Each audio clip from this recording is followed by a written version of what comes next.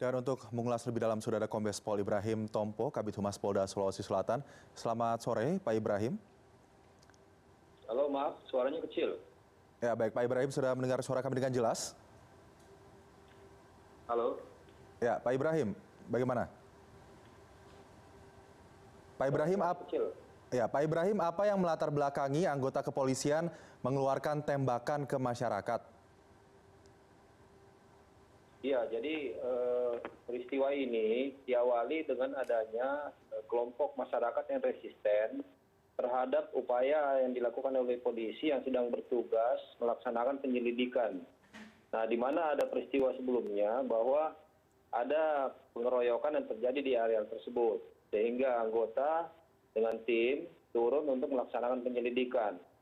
Nah, pada saat melakukan interaksi dengan kelompok masyarakat, ditemukanlah masyarakat yang sedang melaksanakan minum-minum di area tersebut.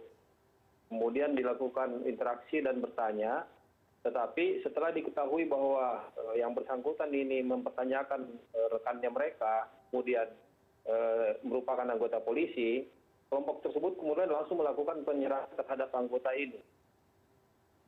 Jadi bisa dikatakan pada saat itu polisi mengalami ancaman, Pak Ibrahim? Iya, jadi pada saat itu karena memang keberadaan anggota waktu itu cukup terbatas dan orangnya di sana kurang lebih ada sekitar 9 orang. Nah, langsung dikeroyok, kemudian anggota menyelamatkan diri dengan meninggalkan tempat. Nah, pada saat melarikan diri ini masih sempat dilempar dengan batu, kayu, kemudian diteriaki maling.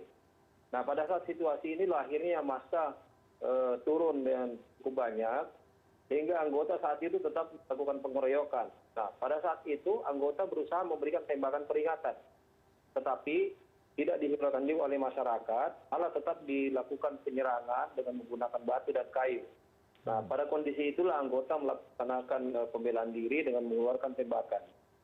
Oke, lalu sampai saat ini bagaimana Pak Ibrahim proses penyelidikan terhadap anggota polisi dan warga yang polisi yang melakukan ataupun warga yang terkena tembakan gitu, termasuk juga bagaimana proses penyelidikan terhadap tawuran yang pada saat itu berlangsung?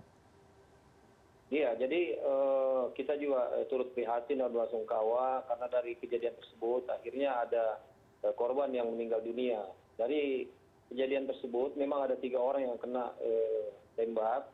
Nah, pada saat setelah kejadian, kemudian ketiganya dirawat, namun akhirnya 1 meninggal dunia. Nah, dari kejadian ini, karena memang setiap tugas kepolisian itu kan harus dilaksanakan sesuai prosedur. Apalagi ini memang karena ada yang meninggal.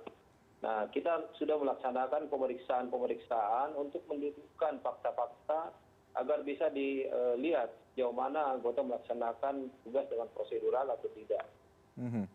Dan untuk mengetahui hal itu, bagaimana Pak Ibrahim transparansi yang akan diberikan kepada masyarakat, pemeriksaan para anggota polisi yang terlibat, begitu juga seluruh anggota masyarakat yang ada di tawuran itu, sehingga nantinya bisa meredam amarah masyarakat yang terlanjur melihat ada 1 anggota dari komponen masyarakatnya tewas akibat terkena tembakan polisi?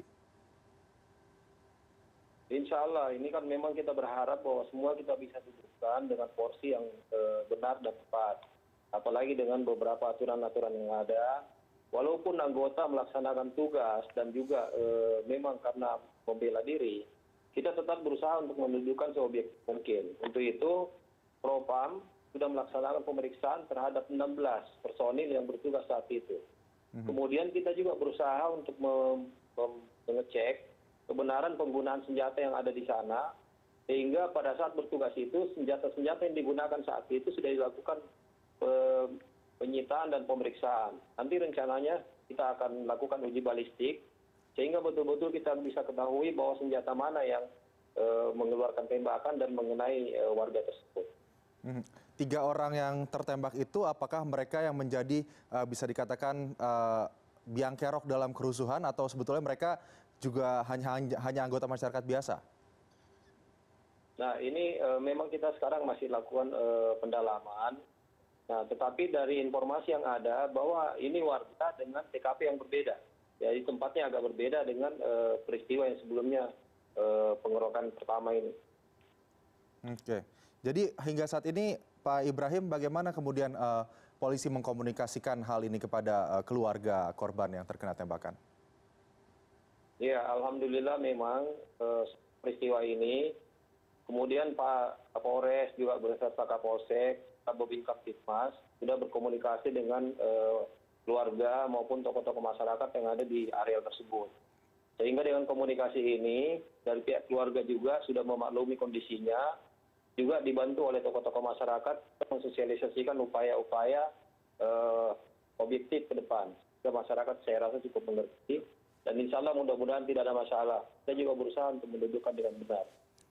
Baik, Pak Ibrahim, semoga masyarakat bisa mendapatkan transparansi, kejelasan terkait dengan kasus ini dan juga seluruh penyebab dan juga kejadian kasus tawuran yang kemudian menyebabkan tembakan 3 warga ini bisa diselesaikan, diatasi.